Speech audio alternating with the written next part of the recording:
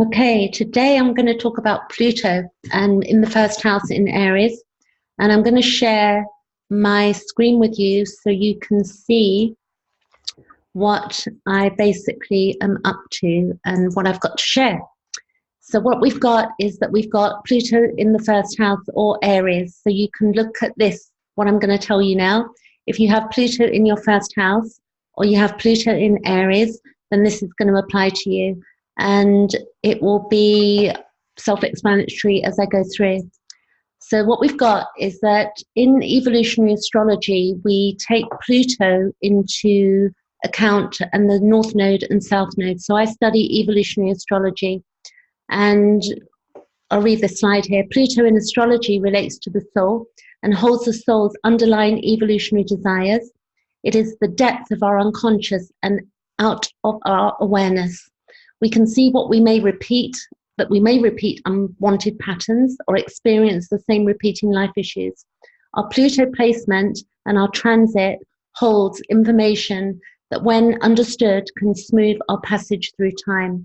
So it's important you're going to probably have to get a chart, if you don't know where your Pluto is, but I'll put a link at the end of this video so that you're able to do that and check out your own chart. But you will need your time of birth in order to do that. So the next slide I have for you, and by the way, that's Michelangelo, and that's the finger of God, that picture. I got that from Wikipedia, but it's consciousness and, our desires and wanting to know the depths of ourselves. And Pluto is to do with birth, transformation and metamorphosis and transmutation and death and taxes and things that are below the surface, our subconscious. So here, knowing our Pluto can mean that I'm going to stop my video and do the slides now. Knowing our Pluto placement and our chart helps us to objectify.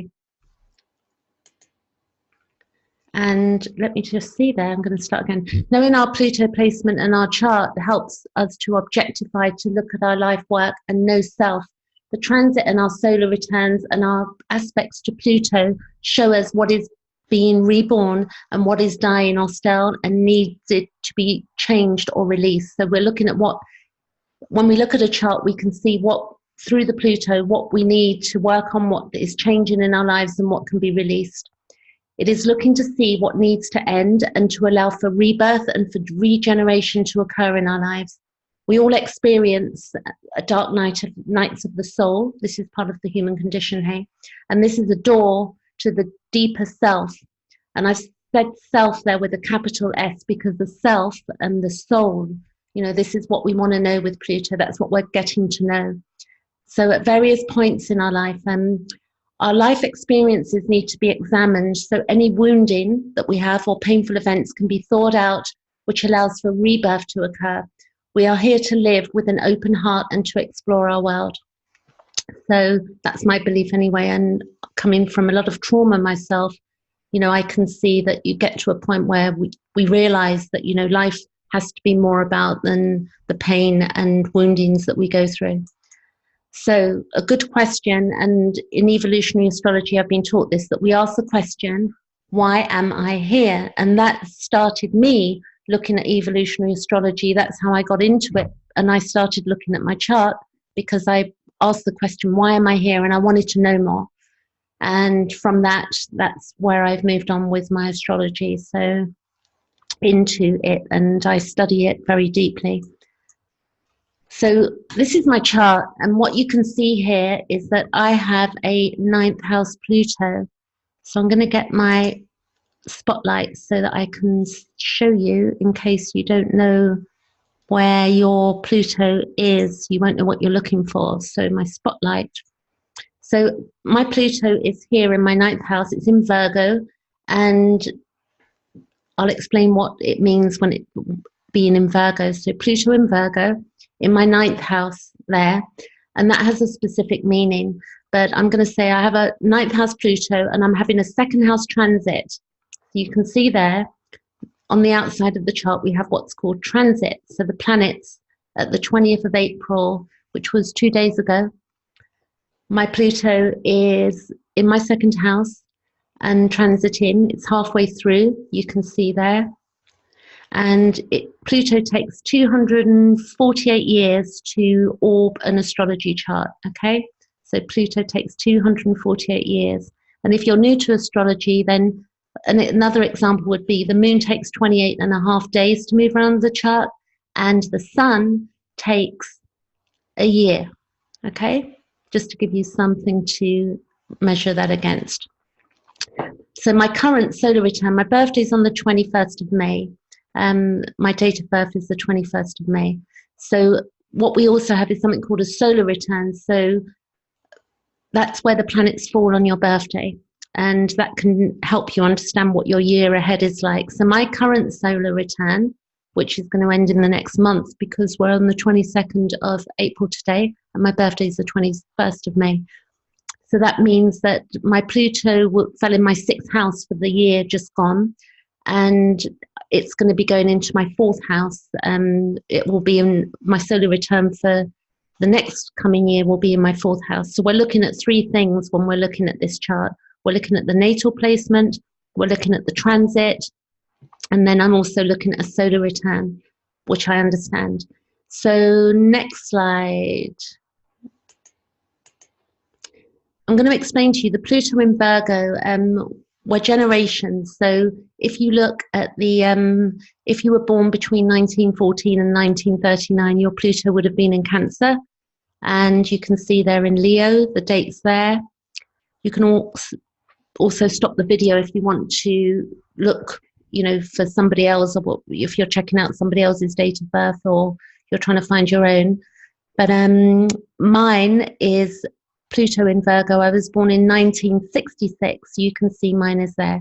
So that's the generations. And any baby being born today or since 2008, their generation Pluto is in Capricorn. Okay, next slide. So a natal chart represents our potential. It also represents what we have been, where we have been, and where we are at, and what we can become. So it's a guide, it gives us guidance, it allows us to know ourselves, and it allows us to, it's a valuable tool for figuring out who we are and what we're doing here. So Pluto in the chart works in 3 ways. It can be cataclysmic due to resistance. So if we resist changes, then cataclysmic can be very many different things. You know, it doesn't mean we're, you know, anything really, really bad, but, you know, if we're going to resist changes, then we can be forced into them with our Pluto transits. And the second one is willing to change in some ways and in resisting in other ways out of fear of or uncertainty. And then 3, we can jump into it with our heart and soul, with the desire to understand and learn, and eliminating resistance. And we have to remember that we do have free will, and knowing this means we get to make choices. And it's important that we look at the totality of the chart. And in evolutionary astrology, the baseline used will be Pluto and the North Node and the South Node. So if you haven't heard that before, the North Node is this life and the South Node is past life. So it just gives us an indicator to where we're at and where we're going, indication. Okay, next slide.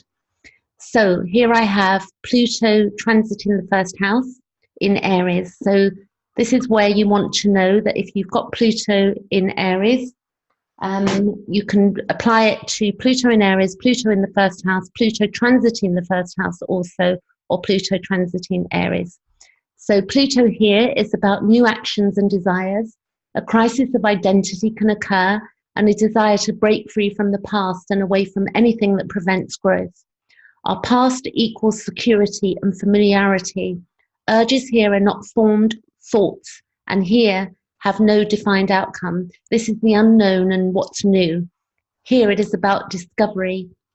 Fear can be experienced due to current lifestyle being threatened. The big who am I is the question with this placement. Here we are to follow our instincts, and therefore trying to rationalize is pointless. The why we desire something becomes apparent through time. Here we need to listen to our gut instinct, and if we hear a no, to take that on board. Our instinct and impulses will lead us to what is new and fresh and allowing for rebirth, something new to come into our lives. Here one can be anxious, restless, impatient, and angry, and there could be projection onto others. And it's an important time to watch how you treat yourself, and any suppressed anger may arise at this time. We can draw things in that make us angry or receive angry reactions from others. So that's like the fresh beauty, the beginnings of something new. The baby of the zodiac doesn't mean you're a baby. It just means that everything's like discovery. It's all new and fresh. So this picture is Mars, Aries, sort of fiery and very action orientated. The ruler of Aries is Mars. So here we need to observe self-created conditions. This time allows for purging of one's anger from their psyche, which can include past lives, a time to resolve old issues. We can see how this can cause relationship problems, being intimate or casual. If growth is prevented in relationships, there will be problems. If one fears or resists the needs and process of initiating new actions or desires that lead to self-discovery or independence, then confrontations can occur. Confrontations can allow for the person to break free and allow one to become independent and then allow for assertiveness to take hold. It may be a time where bonds are broken to allow for needed change. So of course it's going to be the totality of a chart, but this gives you an idea of what the archetype of Pluto in the first house is. So the next slide is here. Trust in one's gut is imperative with this placement. Some will have partners who will encourage growth. People from the past may appear to allow for intellectual and spiritual and physical new discoveries, and one may attract new relationships to that which is not being fulfilled. It is important to be transparent with this placement here, and so as not to create negative karma if with another. Duration of relationships are not as important as the quality. So remember that the duration of relationships are not as important as the quality of relationships. New discoveries and knowledge come through others, and we can look to see what feels right and growth orientated, and that is that there is support. Physical problems that prevent growth must be looked at. Follow through on instincts as the soul desires to initiate and implement new directions, releasing old dimensions and attitudes. So next slide is mankind. This is Uganda, and I like what he said here, that mankind is engaged in an internal quest for that something else he hopes will bring him happiness, complete and unending. For those individuals who have sought and found God, the search is over. He is that something else. So God, source, whatever you believe that may be, you know, there's something bigger than us being in a human body. I know that much to be true. So it's worth, you know, being aware of, you know, the other side of life, what source is, and, you know, knowing that we've basically here to evolve and to grow and to discover who we are. And the next slide. Carl Jung, this very much comes into astrology for me. Until you make the unconscious conscious, it will direct your life and call it fate. And that's Carl Jung there with his wife, Emma. Carl Jung basically saying this is basically saying, to me, he looked at astrology charts of over 500 couples when he was in practice. He was into psychoanalysis, and one of the greats, he's the reason that psychoanalysis exists in society today, along with Freud. They worked on that in the late 1800s. So we can see that, you know, maybe looking at our charts is one way to know ourselves and to bring consciousness to what's unconscious in us. And we can see how this statement has a direct connection to Pluto. The other thing is that what you resist not only persists, but will grow in size. That's something else Carl Jung said. So what we look at and we don't resist, then clearly we're going to have more control to some degree over our lives. And resistance determines the magnitude of our problems or confrontations. So that's it. And my last slide is, if you want to send me an email, or if you've got any questions, then that's my email there. So I hope you've enjoyed that. I'm going to stop share. And that's it. I'm back. There you go. I'm back. So look at your first house and you can see where your Pluto is. Pluto, Aries, first house. So that's what I was looking at, if that is helpful to you. And do leave any questions. Also hit the notification button and subscribe, because I'll be doing more. I'll be doing the second house and going right through to the 12th house in this style. And I'll also be doing lives as well on astrology and inviting people on to look at their charts. Thanks for watching. Thank you.